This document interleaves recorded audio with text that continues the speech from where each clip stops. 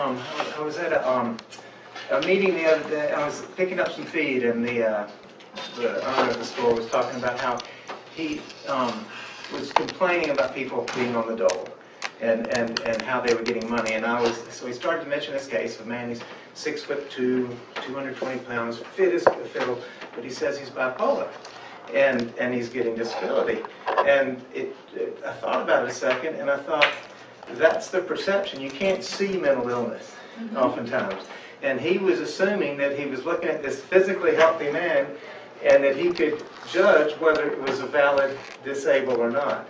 So, and then Judy was talking about someone who's trying to get disabled, and how do you find out that, I just assumed that you help people until there are going to be people gaming the system all the time, but you just assume they're honest until you're proven otherwise. You really don't know what's going on behind closed doors. No. I mean, I've had several calls in the last month, and one of them, well, actually, I've had some emails because this person doesn't have a phone in Henderson County. And she told me last night her son is a substance abuser, and she's bipolar, and he beat her up a week or so ago. So she's running around with PTSD with a butcher knife in her hand everywhere she goes right now. Because she's terrified. So you don't know what is going on behind those closed doors. I haven't heard. Did Jeff, Dr. Heckle be here? He's out of town. Okay. Late. Sounded like she thought he would be here. Late. Apparently late. I missed that part. Okay, that was from Jill, yeah. I didn't just make it up. Jill said it. So stigma plays a big role in people's lives after they get diagnosed too, and being able to re-enter the real world. Right. Yes. And I thought Ronnie Beal said, every family is going to have an issue with mental health sometime in their lifetime, and the way we just pretend it's not there, it's not good. So, well, let's move on. Welcome to the meeting. I did get this. All my information on my iPad, and I made my notes on my iPad too, but it's the first time I've got my notes on here, so hopefully I'll stay on task here, but bear with me, I'm old. Not as old as I hope to be someday. I need to sit by you and watch you and see if I can learn something. Well, it is a good thing to go paperless, but I'm going to grab a pen.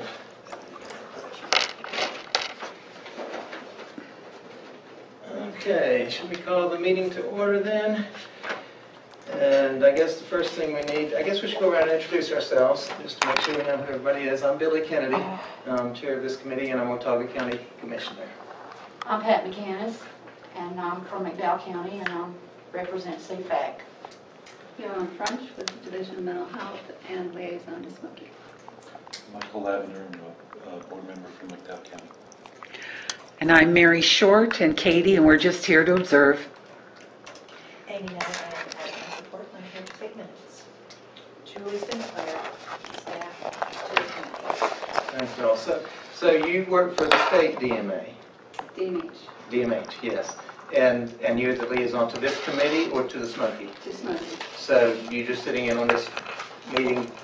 Yes, I'm also liaison to Centerpoint, so and you all meet on the same night each month, so I rotate.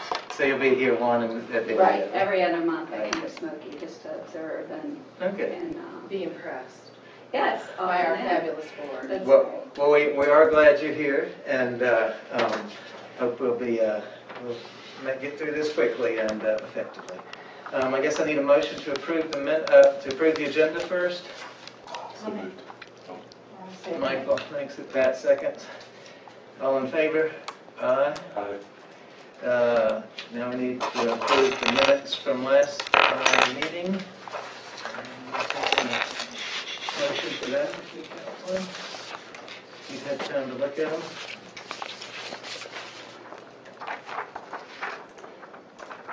It has been 2 months. I realized at the Commissioner Advisory meeting I was supposed to present to what we'd done last time, and I was not as prepared as I usually like to be. So I'll make a motion that we approve the minutes.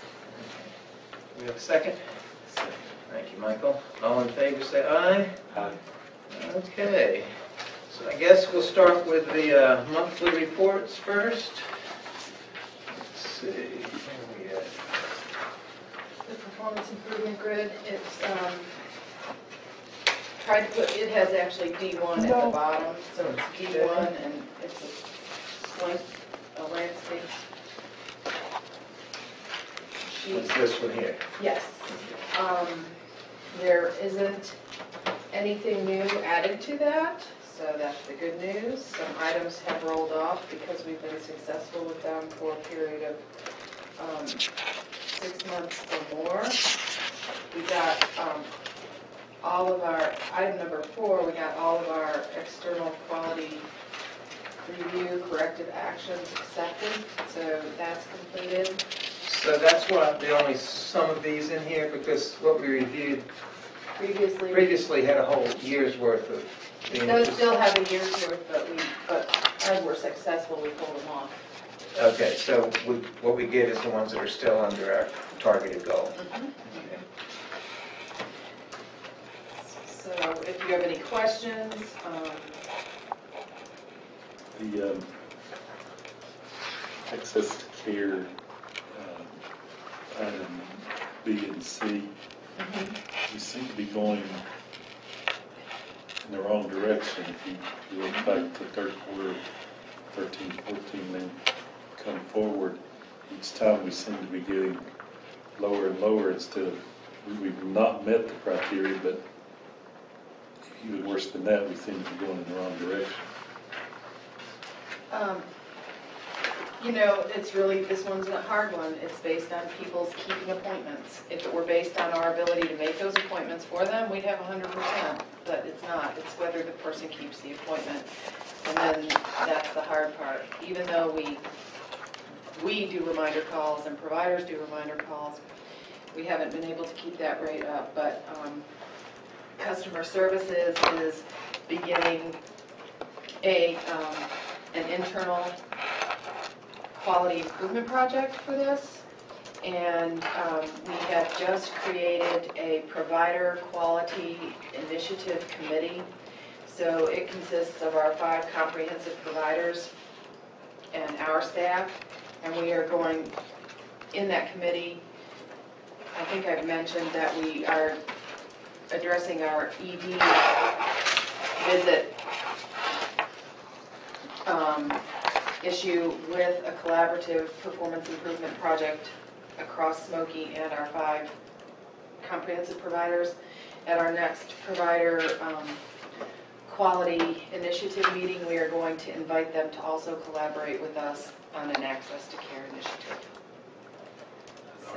Are the other LME MCOs, I mean, state standard used to be, I thought, that they came up with that based on an average from previous years. Am I remembering that right?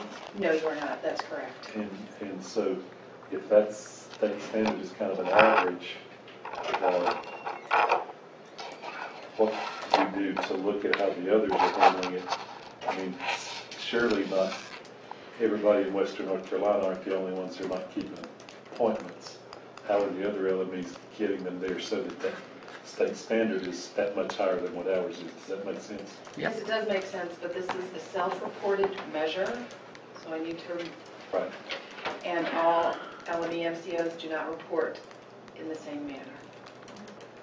Do you think it's transportation a big problem, or do you think it's other things? I wouldn't want to comment on that until we start our quality improvement initiative with the providers and get from them what consumers are identifying as barriers to keeping their appointments. A lot of it's motivation. Yeah. A lot of it's motivation. I make the appointment when I'm in a critical need, and tomorrow I feel better, and I'm like, I don't think I need an appointment. I feel good today. So. But they are putting in the routine the follow-up calls, and we're trying to do what we can to remind them. But we did, I guess maybe it was at the board meeting, we talked about transportation as a partially a rural issue versus an urban issue. It is. Perhaps.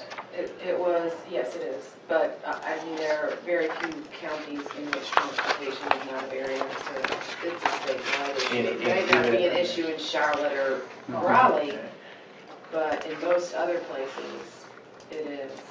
Well, they think it's an issue too, because they have to ride the bus for 45 minutes. But they have a bus.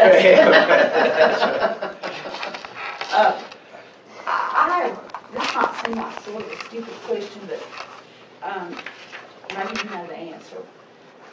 You know, I was contacted over the internet, somebody needing to seek services, and apparently they didn't even have a phone. And I did not know. Can they go online on it? They had internet and get an appointment through the internet without having a phone? Oh, I don't know about an appointment, that's a good Or a question. referral, or? You can go on our Smoky website and look up a provider, and you can do a search like location and Well, what you need, and you can do a search. I refer them to the website, but, you know, I've never thought about the fact that people don't even have telephones, some of them, but they might have internet, and they're like, well, can I get this help I'll ask. by internet? I'll ask. That's a good question, that'd be good.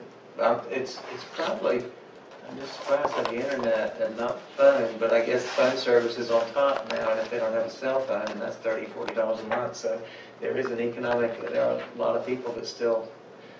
Oh, if they have to make a choice, some of them may be choosing Right. internet for a More phone. connected. Well, we'll find out about that, good, thank you, Julie. I guess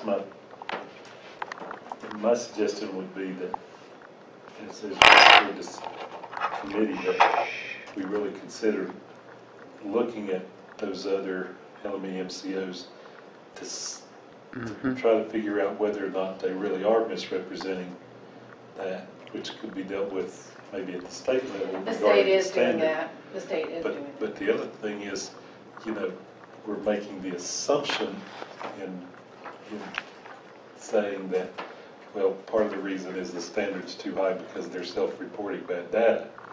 But if that's not the case, And then it means that that- is more than an assumption, but but my point is, the state is addressing that. They are trying to get everyone to do the measure the same way. There are people that have specifically told us they will not measure that way in customer service meetings. But we are doing the quality improvement project on our numbers regardless. Regardless of whether, you know. I mean, if it weren't something that we hadn't heard before too, but, you know, first with Foothills when our group was there, and then since we've been here, we've always heard the access issues, and I mean, I don't know that it filtered down this way, but had someone in my area that had complained because they were having an issue getting in, and they may have fudged a little bit, but even with the fudging, there was far too long a lag, and they started with, you know, an appointment where they just basically did a little assessment that said they weren't going to harm themselves until their next meeting, and then they come to that meeting and they do another one so that they can get, you know, so these are ongoing issues. It's not like a new one. Right. And so it just seems to me that we really need to focus on that because all the data warehouse stuff and all that, you know, that's important too, but to me, That's not the most important. that's not the most important thing. I mean, I'd skip every one of those issues for making sure that people can get in when they need to. So that's just, People- I don't mean to beat a dead horse. It is about the barriers, though. People can get in, I mean, we can get them appointments when they need to, and we have a minimum of 5 walk-in centers. So it is really, these numbers are more about them not keeping appointments that are scheduled. And when we start doing the quality improvement project, I'll bring those numbers, so we have data so that we can compare ourselves to ourselves and gauge our improvement on our numbers. We will get a lot more depth of information when the QIP is begun, and I will make a point of bringing it to this committee since there's so much interest in it. We don't generally bring an individual QIP, but I will bring that one. No, but I mean, even if you're preparing us, and I don't think I'm being unduly putting too much emphasis on it, because even if we compare ourselves to ourselves, back in third quarter 13-14, we were 77, 77, 76, and now we're well, Right, 10 to 13 points below that. right. So not comparing ourselves to the state standard at all, comparing ourselves to ourselves, we're not doing as well as we used to. So, you know, people aren't keeping their appointments where they're keeping them, you know, a year and a half ago. See my Was it point? still broken down then too by urgent, emergent and urgent? Yes. So, but it seems that the routine of the way the drop-off is the worst right now. And like you say, if they think they're better and don't need that appointment, that number is worse than the other two. Right, which because the requirement for that appointment is that when you call, you're given an appointment within 10 business or 14 calendar days. So let's just The say others I are within call 40 and then I hours. get, yeah. Okay. In a week and a half, I felt really good. I feel really good. Shelley, do you think because you do, I know for some of the other LMEs, something that has impacted their numbers where it kind of looks like they're going down, but it's not in actuality, it's a change in the system, is the walk-in? Because people have walk-in access and don't necessarily always go through the call center. So those who are like ready to get appointments. So the and see percentage someone, may not, we may yeah, not, may it's a have all the smaller number, numbers so it in makes here. a percentage. No. That's a some. possibility. We'll have to look at that, yeah. Yeah. Like It's 2 no-shows is a bigger percentage nowadays Exactly. Because they're weighted differently. yeah. Well, so let's just say everything used to go, let's say 1,000 calls used to go through the calling center a year ago. And now because we have walk-in centers and they can just walk in, let's say half of them decide to walk in. Well, if we had 10 no-shows out of 1,000, that's a drop in the bucket compared to 10 no-shows out of 500. Your percentage Right, that increases doubles, for every yeah. no-show. Okay. So that's a good point. And that's why what we have to do is to show our improvement is to compare ourselves to ourselves and keep showing the improvement with the, because if you have a moving target like the state average and you don't know really what you're measuring against, you really don't. You participated on those calls, didn't you? Yeah, there is variability. There have been efforts to standardize. And I think there has been some improvement, but as Julie's pointed out, some may not completely be on board. And you do have different dynamics. So comparing, you have that walk-in issue and other dynamics in a very urban area, such as the Alliance catchment, versus a more rural. So you kind of have to take those. Yeah, it's hard to quantify and get the data to be apples to apples It is. instead of apples to. And then as each LMO, there's certainly some incentive to make yourself look the best you can too. So it's understandable as long as it's honest. But yeah, we don't like those red numbers and we have to work on it. We absolutely do.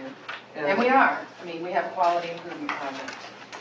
It's just beginning there, so, it hasn't even been through the approval project for the Quality Improvement Committee. But we also have meetings monthly with other quality directors, and that's an opportunity to share what they are doing. And the other thing also, if I can just offer, Smoky has an exceptionally high penetration rate. So if that was low as well, then yeah, that might be a red flag and something that the state might even say, we might want to look at this a little more closer, but it's not. Smoky has a very high penetration rate, so people are getting services. Thank you. And then these other couple, the records, are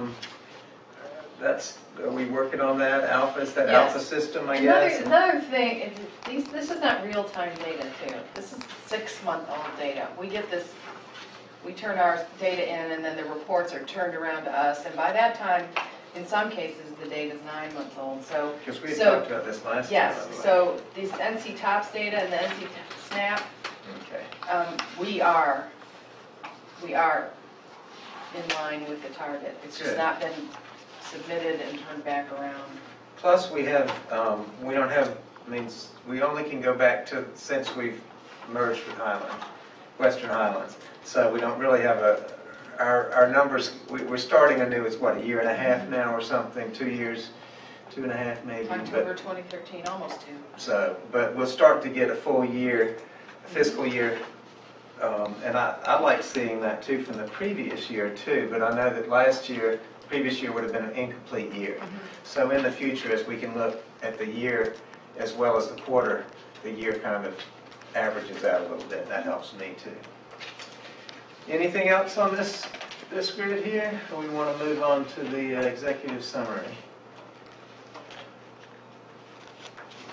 So that would be your explanation page for your longer data sheets, your longer worksheets, which is the actual data.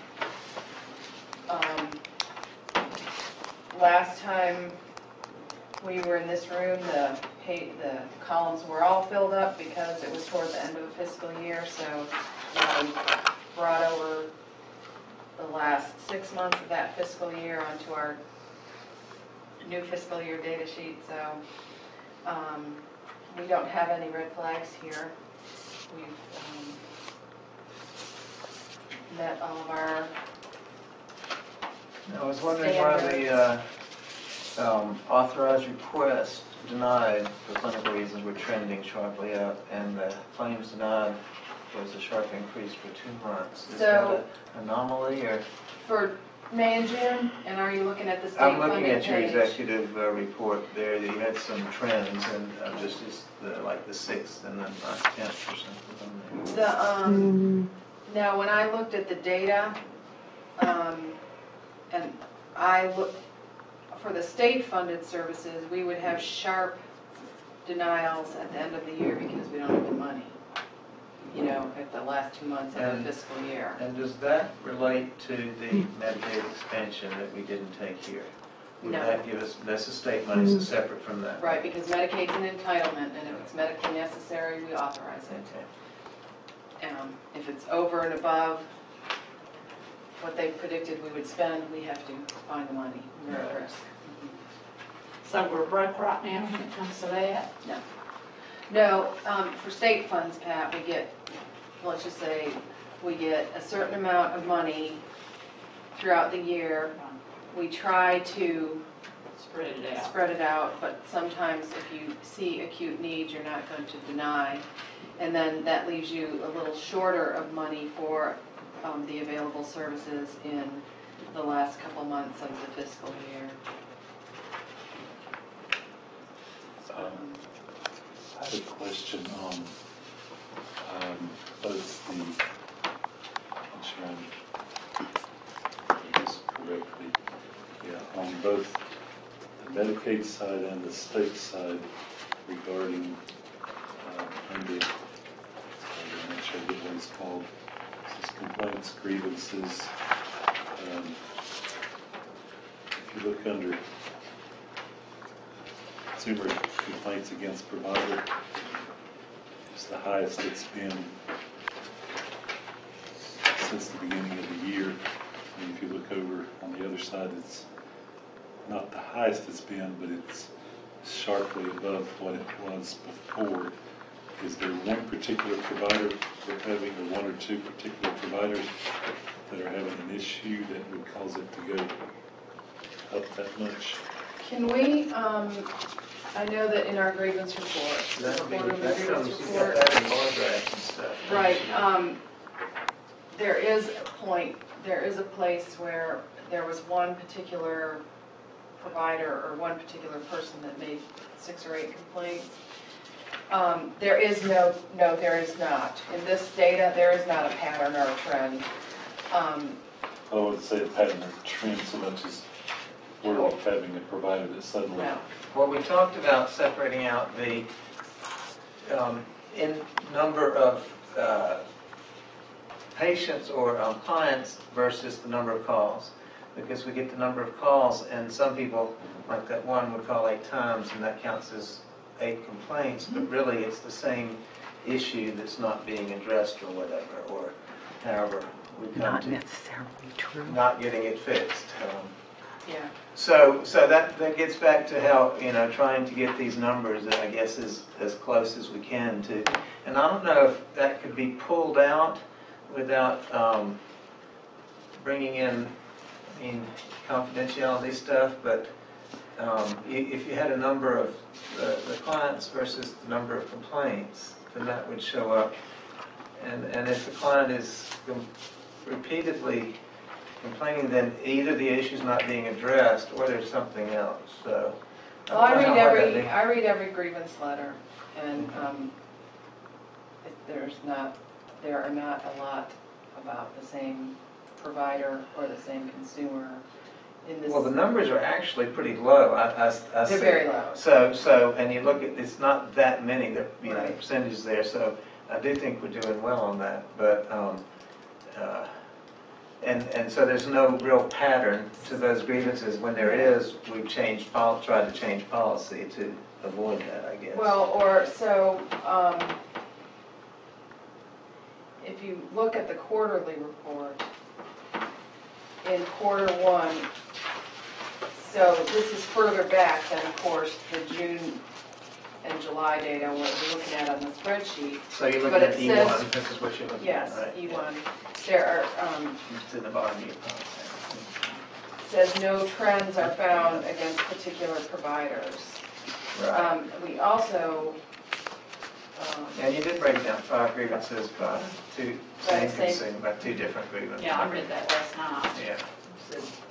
so I don't have any So you've already done that, I'm sorry. more I read that. information than that.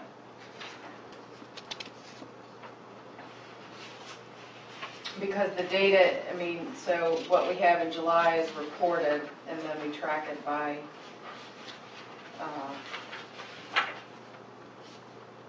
once it's resolved, we put it in this grievance report.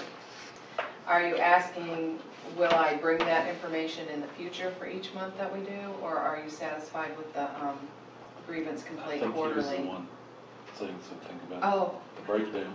okay. No, a No, lot of you've got it, you've already, and I've read this, I just forgot Oh, it, I okay. guess, so, but then you've broken down, but it's 2 different ones and 6 regarding, and, Okay. I think it's there, and I just, I thought that was good that you Yeah. had it. yeah, because we talked about that before, and then, you do want to, it's a trick to get these numbers to be actually telling you what they say. Any more on this monthly monitoring report, Michael?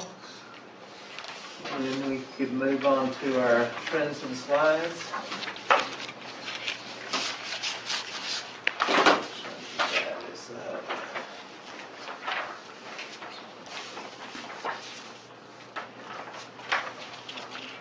is this, which one are we, which one's next?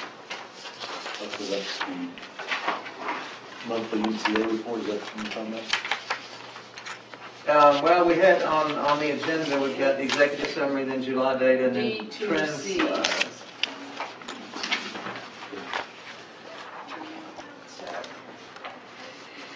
So this will show just how we're trending over the past year. And I was surprised that March and April spiked in this, you're looking at the call center here, are we doing this, in this one we're looking at? Well, okay, so spike, I have to get the, actually, it's all relative, because this spike here is 1 second.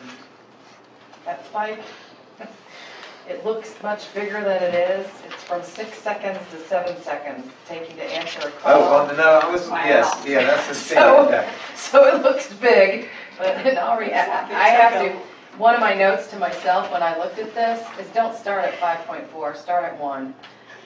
Because you're not Yes, the really. way you lay out the graph makes it look, yes, much more extreme. And there's people do that for effect too, so. Yeah, and we don't want to emphasize this 1 second that really matters not. But I was noticing even on the number of calls, March and April were Yeah. high. And I was just trying to think, I look at seasonal needs and whether that, it is, winter's still here in March. And perhaps for some people that's hard. I know it's hard for people that need light. Yeah. So, Can you tell me what happened in July that caused the Medicaid ED admits to go down that sharply, or is that Yes, number incomplete? I can. So which page are we It on? is a little bit incomplete, 8. but we have been working very hard, and I believe in your total board packet, Mhm. you have a sheet that's a graph that looks like this, Michael. And this red line, we are starting to do more diversions than there are admissions. And because that impacts Mission, our biggest ED visit site, then it's having an impact on our overall data. So we're doing a better job at diversion. And is that part of that program with Buncombe and Mayhack and Mission that you're going out and finding some of the patients and they had that? I don't know if that is specifically, But that's been you going know, we on have close to a year, hadn't it, or something, or I mean, probably maybe 6 months? 6 Yeah. months. But when you implement so many initiatives at once, it's hard to tell which specific one is having how much of an impact until you can really go far beyond the data and look back into it. So right now, we're just pleased that it's the case. Yeah. And then we are hoping that once C3 at 356 actually gets more robust, that it goes down even more, and then we would hope that we could do that at all the other EDs. And you're confident that the versions that you're doing are still meeting the client's needs and so forth? Probably better than meeting the client's needs. ED provides very little treatment. All right. We're just like a holding cell. Yes, and that's where there's a hidden cost to the deputies and sheriffs sitting on people for IVCs, and Graham, the commissioner or manager from Graham County, the other day was saying they spend $90,000 a year on deputies sitting on IVCs, and so this will help here. I'd like to see it all over the catchment area. We have an agreement with our Appalachian Regional Health Care, but that just takes care of part of it. Somebody's still bearing that cost of sitting on those. Yeah, it's a huge cost. Just generally, it's overtime. It's not a regular Yeah, their or job. comp time, which ends up coming out of the budget eventually too. Yeah. And some departments are able to use up their comp time, but in our sheriff's department, a lot of time that ends up building up. So, well, I thought this all looked pretty good, and that we're doing well. I had look at the readmissions, and they've gone up a little bit, but statistics, I mean, it's 8 people, so it's not that, I mean, like you say, the scale as you graph and show it there. And we have two big projects on the ED and the admissions to hospital. They're getting started, and I can report out on those as we get data from them. That'd be great. Why do you think the number of non-Medicaid complaints more than doubled in July? Are you on the monthly I'm on report? page 14 of this thing. Yeah, last page. I'm gonna have to ask them why.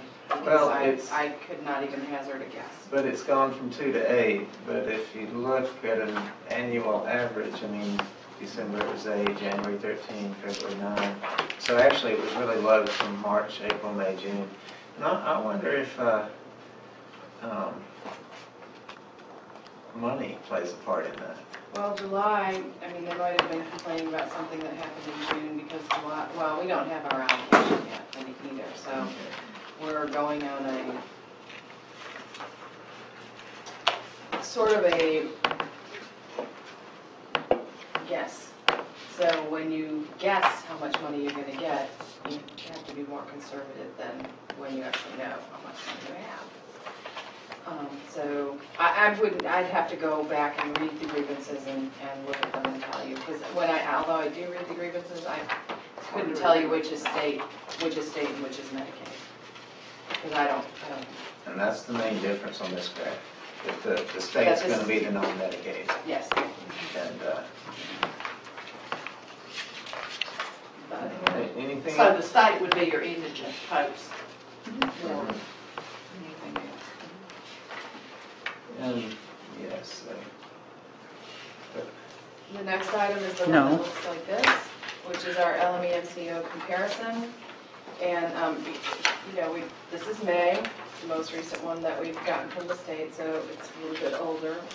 But we are still performing well in accordance with the standards and in comparison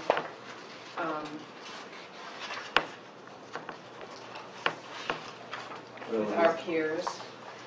And where I had questions here, I'll just make a comment that if you look on page 3, it is nice to see that our rate of uninsured that are receiving services, as well as the percent uninsured receiving services, is the highest Period. in the state. So, And that's what Yvonne was Right. referring to, right. that they would be more concerned about us if it weren't like that, if our numbers weren't so good. And I think we're like third in Medicaid, third highest in the penetration rate for and the highest on the, state. and the highest receiving services through DMH too. So we're really proud of that penetration rate for being such a rural, geographically difficult area.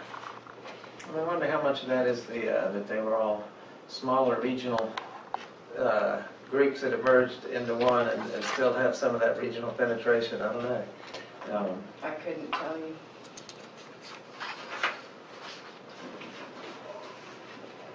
We do a lot more in the community than other LME. We do a lot more that's not funded than other LME. Our whole community collaboration department. Well, maybe they'll take us as an example and start doing some stuff like we do.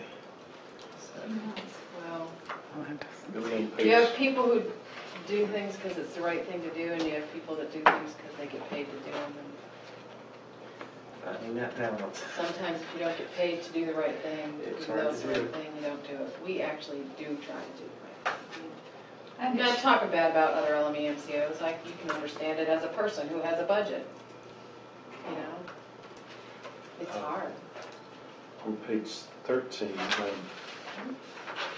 the new versus ongoing provider fraud abuse cases, does that suggest that we have fewer new cases coming in, but there's a backlog of unresolved? Yes, we have a backlog of unresolved. Yes, we do. We have a robust referral system, but we also recently had a major case that took all of the time of all of the investigators for several weeks. So in the meantime, the others are getting. There was a time element there as far as, and hopefully that fraud staff will be adequate and it won't be like that all the time. So this is No, it basically they delayed No, some really. cases because they had more important Yes. ones they had to focus on that were time sensitive. Yes, absolutely.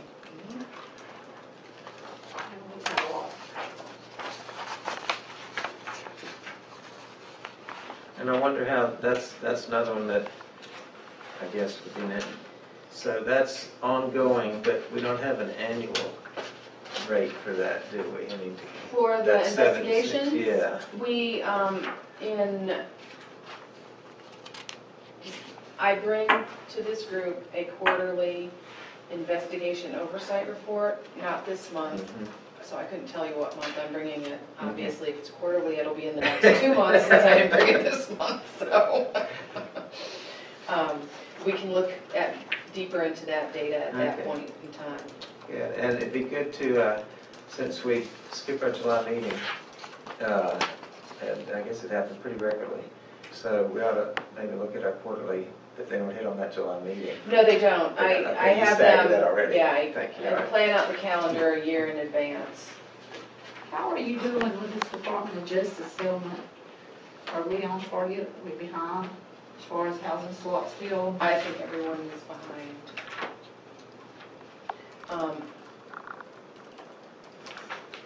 We are not, we're behind, but not as behind as some others.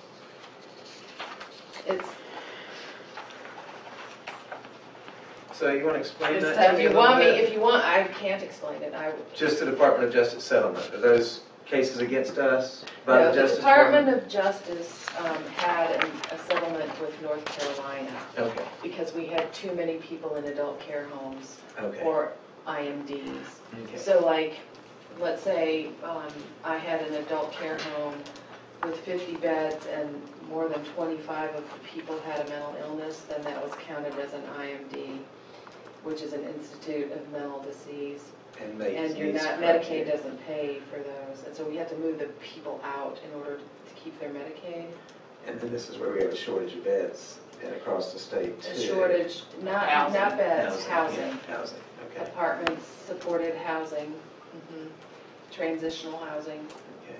So these are, hopefully, if we had that housing, would have been resolved, ideally, and moved into some kind of housing. Well, it's hopefully still being resolved. It's, We continue to work on moving people out. So Okay.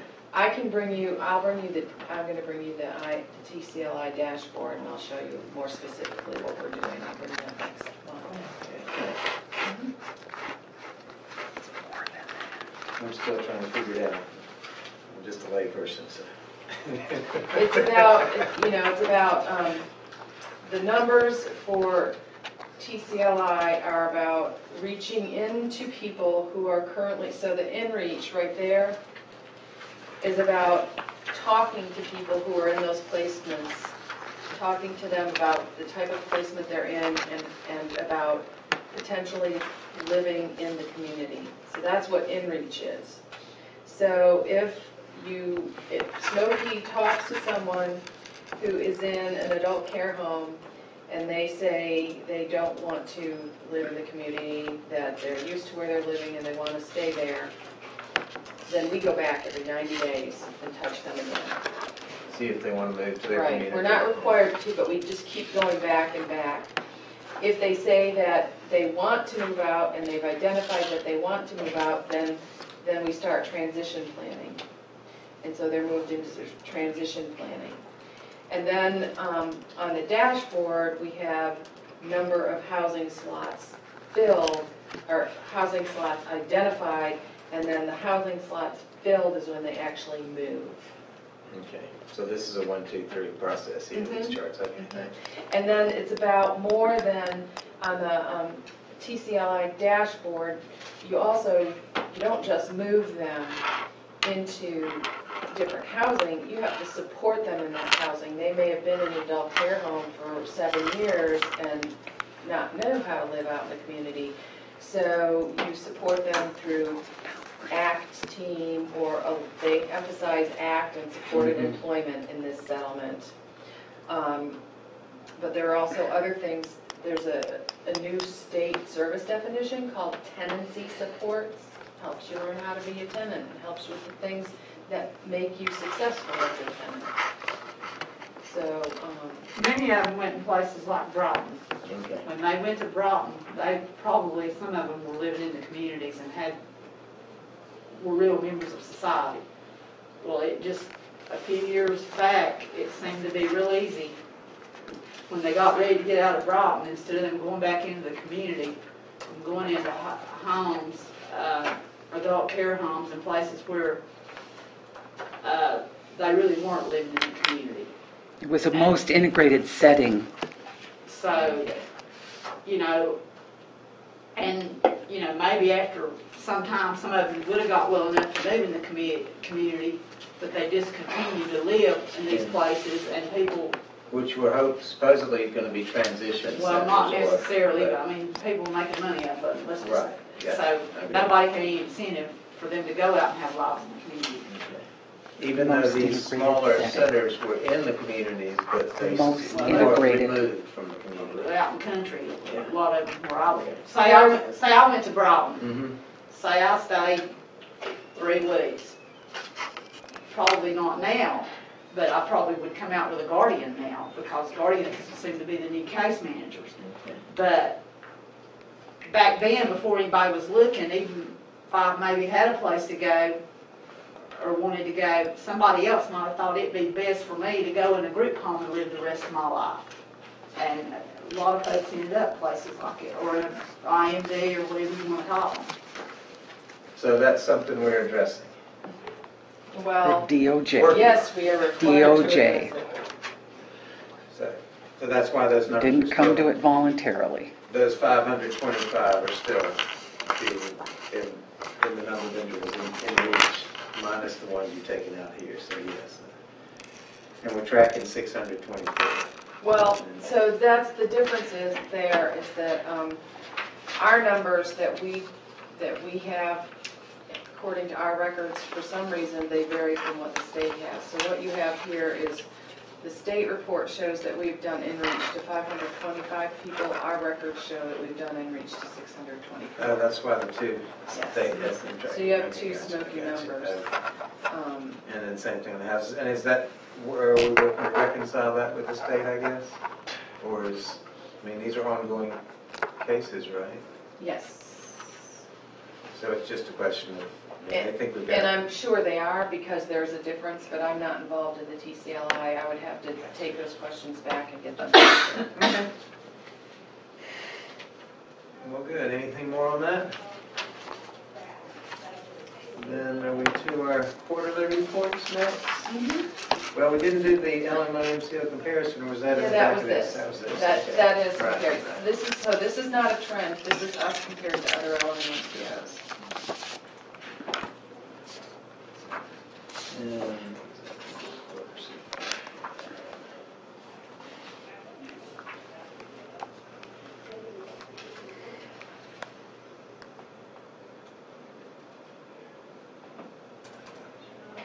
While you're looking there, Billy, I have one question on this E1, the lights and grievances summit. The ACT team and medication management, particularly the ACT team, seems to have gone, I mean, I know you're looking at relatively small numbers to begin with, but across the spectrum there, 7, 3, 5, average of 5 there, and now this last quarter 10, the same thing with med management, average about 6 until you get to this quarter, that's 9. Is any, see anything So- going on there? Four of the grievances, if you took those 4 away, you'd have 6, and it would be down back where it was usually, or against 2 different providers. So Okay, that's what I, even though that's not really considered a trend,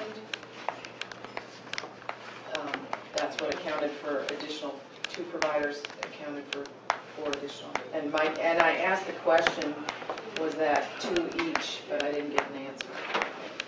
But I'm guessing it is. and so were those legitimate complaints against those 2 providers? Well, I think if I'm unhappy,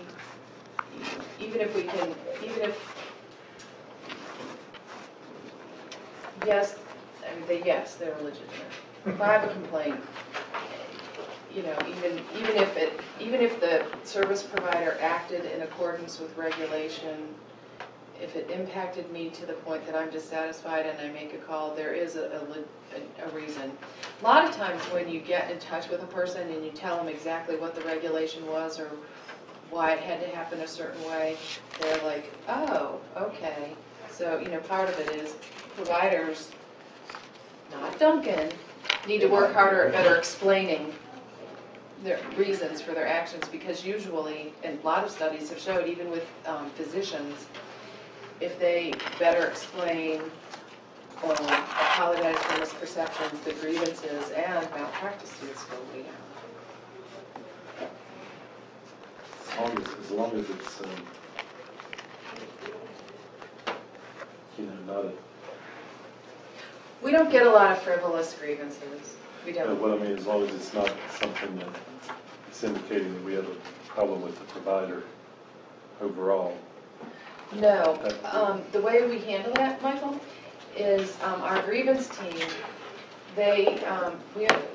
our grievance team is small, they meet regularly, and they discuss every grievance. The minute they see anything that looks like a pattern or a trend, then they refer it to the Investigation Oversight Committee so that they either get a provider network monitoring or a PI monitoring. So we have a way of capturing that. And I was just wondering, and it may go back to what I was saying earlier about our getting the year end on that table 3 on page 3.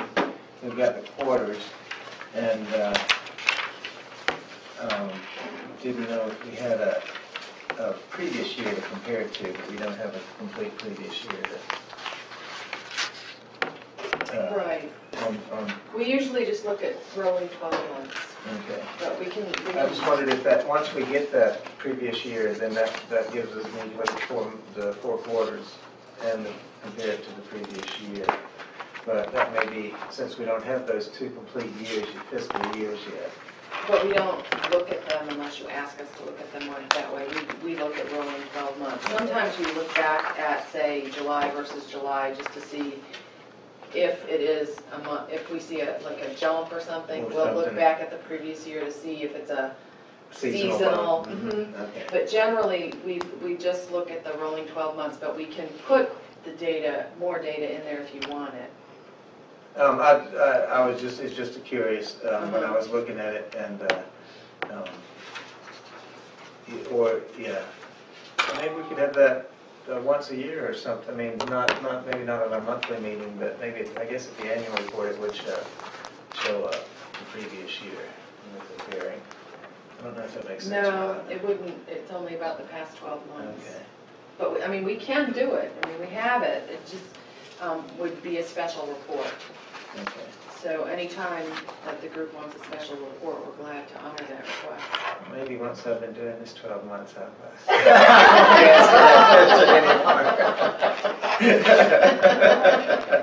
It was pretty funny. I was going down the main note, and then the next page was what I made my note about. So you were thinking way ahead. So You're doing a fine job.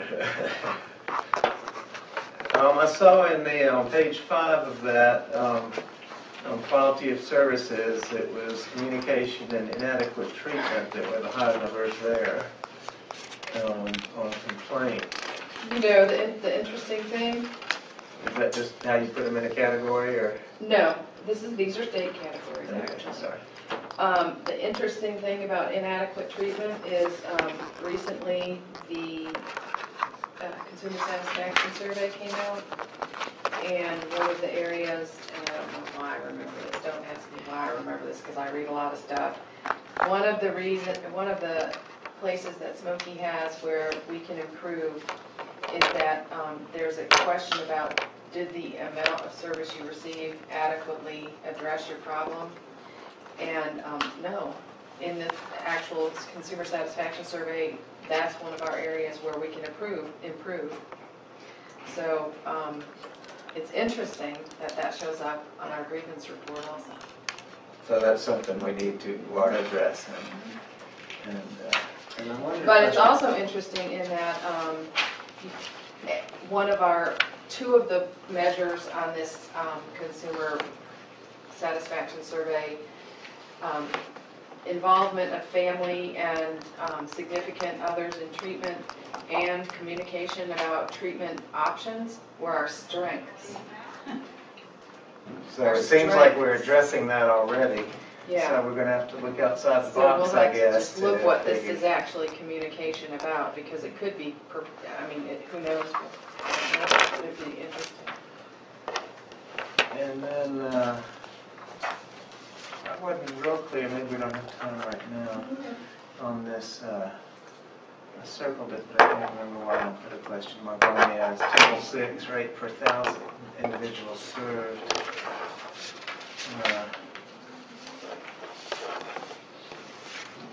The rate of complaints. Yes, I guess it is. It's table 6. I mean, I can only guess It's that you gone up might and down a guess. little bit, but maybe it's not. Maybe we've gone up to 9% on the election. I guess that's just the categories they come in. Well, it's depending on the type of treatment service, and you have, I mean, I don't know if your question is why so many more about services for those who have intellectual or developmental disabilities. Well, they need more services, I guess. Well, but they have much stronger advocacy also. I mean, they have very, very, very strong advocates in their corner. Okay. And the real And then on the page 9, I guess this may be the same thing, assertive community treatment team, crisis services, and innovation services were the main higher numbers there. And I guess those are, I was just wondering why those were getting complaints or grievances higher than others. Are they a higher number of people in those services perhaps? Or? There are, I mean, we have, So that could just be the more people in those services. in ACT is, and also, I think the services, ACT is, touches people more frequently, more opportunity to find something to become dissatisfied about. We outpatient services and residential. I don't think there's anything, those are the usual high ones.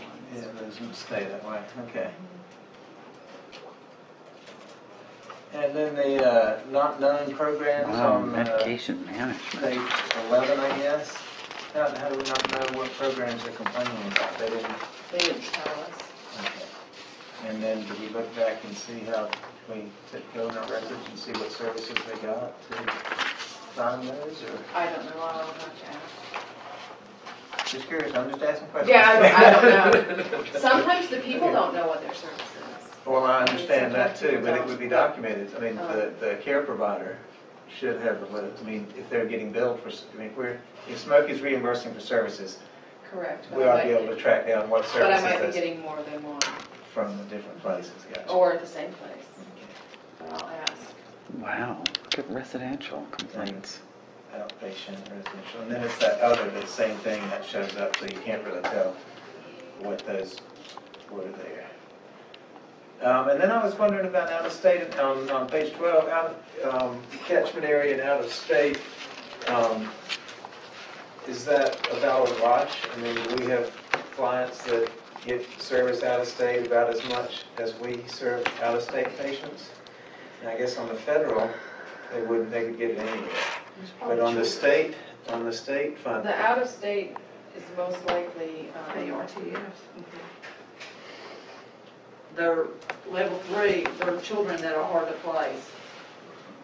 And they're level 3, I think, aren't they? They're higher than, they're Level above 4, level yeah. 4. They're above Okay. level 4. They're, So grandfather home is one of those providers, I believe. I don't know if they have a PRTF. They have residential level 3s and therapeutic foster care, but.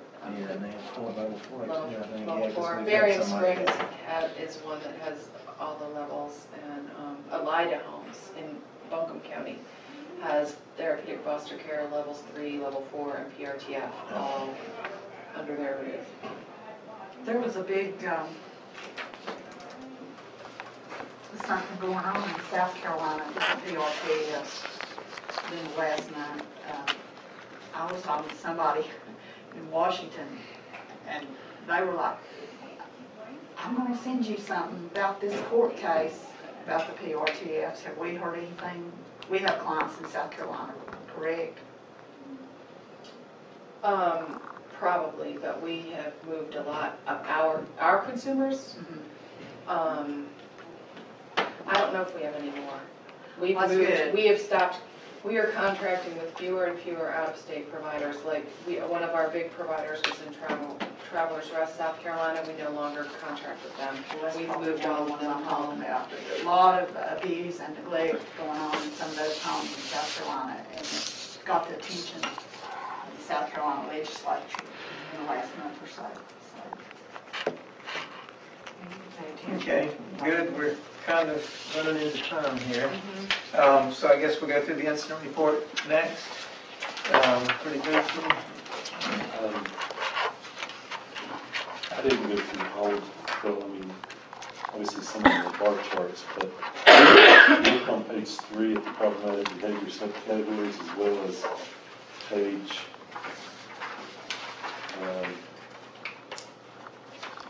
sorry, the fingers here. Is it page 6 with the totals, for instance, the numbers don't add up. If you look, for example, on that page 6, at the bottom of the page, you got 1, 6, and 8. That should be 7. June, you got 3 and 3 is 6. You got 14. That, it's not a total down there at the bottom. Oh, That's- you're right. I'm sorry. But, okay, that one you're right. That one you're right. Sorry. And the ones where there are totals that might not add up, and you're saying the columns don't add up here? The number, page 3, You're right. unless there's another category, you can take July's, for example, and it says Right. you've got, take 3, and it's all zeros. Yeah. I'll ask. And even the month before, you got It's 2 a lot of, and it's 5.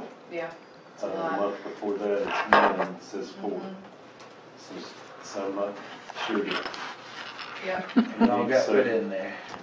so since that may or may not be accurate, then the things below it, which are correct.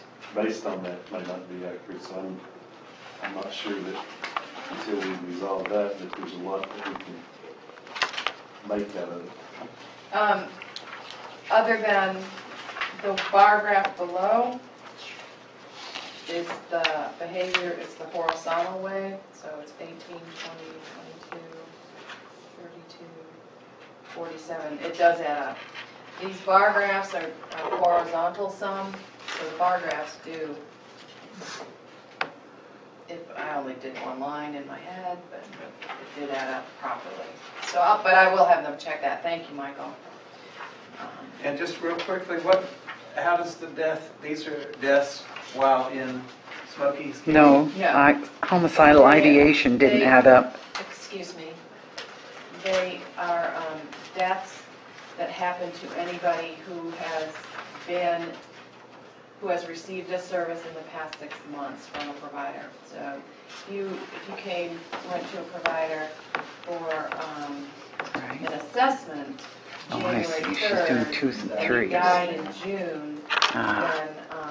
then that provider who did the assessment would be required to do an incident report on your death. God, Yeah, what a that's the mess first this I is. appreciate you explaining that, because I didn't know about that.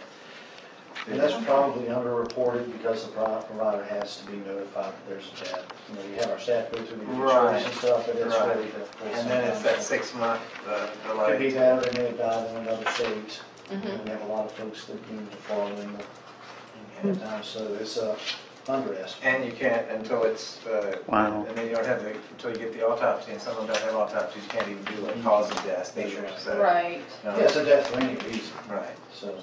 and we review every death report. Oh, okay. As you get it. I mean, because Yes. they don't always come right away. We review every death report when we get it, we review it again when we get the ME report, and then we determine whether we need provider notes to see, if they did the proper risk analysis, if it was a suicide, we get the past 90 days notes to see whether there's any, Treatment or whether there's any indication, and if the provider took the appropriate action, that kind of thing. We have a critical incident review committee, and they review all deaths and all level 3 incidents. And then on the last, moving on to the access Access to care. care executive summary. It seems that some counties are, you can almost see the uninsured population or something in Medicaid and non-Medicaid. Some, Madison runs pretty even. Buncombe runs, 150 to 250. Watauga's pretty even. I guess it just shows, McDowell shows it's a lower non-Medicaid. So I guess these are just, it's good to track, but it's kind of random as to whether, I mean, whether they're in Medicaid or not, or whether the county's providing, I mean, it's I guess. Yeah, it is, it's people who call for services, which that is So it's random. a random cross-section of the population. Well, that's all the questions I had for you. Do we want to, is there any other business? Yes, actually, I didn't put it on here, but we had our site review for URAC in July, and the reviewers were very complimentary, and they left smoky with no questions, no recommendations, or corrective action plans, and we received 100% accreditation in all 3 of our areas of accreditation without question. They were very complimentary. We were actually quite pleased. Of this site here, this building? All sites. We are accredited for our call center, for That's our here. utilization management, which is in Waynesville, Oh, okay. and for our provider network, which is our credentialing, which is here. Okay. So we were fully accredited without any, what is it called when we have Plans of correction we didn't have a plan of correction or not or even recommendation. we didn't have any recommendations. Isn't that pretty unheard of? Yes. I mean, these folks have to come out and justify why they're reviewing places, and if they pass everybody 100%, it really calls into question their integrity, so. Mm-hmm. And I heard that some of the state agencies, they have to show some revenue. Well, we've never had it before. We've never had an experience like this before, so that might be one thing that you could highlight in your report to the I will board. mention that, and I'll, and what was the, And that's URAC, right? Yes, YURAC? URAC. The bottom of the letterhead. And that's the accreditation Yes. It's at the bottom. for federal or state? Well, you can get it's one of the 4. You can select one of the 4 that the state requires. State requires accreditation in order to be an FCO. So they're actually private. Y'all have to pay for that, don't you? Oh, yes. It's really expensive, Yes, it is. but probably pretty impressive to have it too. Well, that is good. It's nice to see things and nice for you to answer our questions really and prepare this for us. I appreciate it. And any more questions? I'll entertain a motion to adjourn. I second. All in favor? Aye. Thanks. Thank you.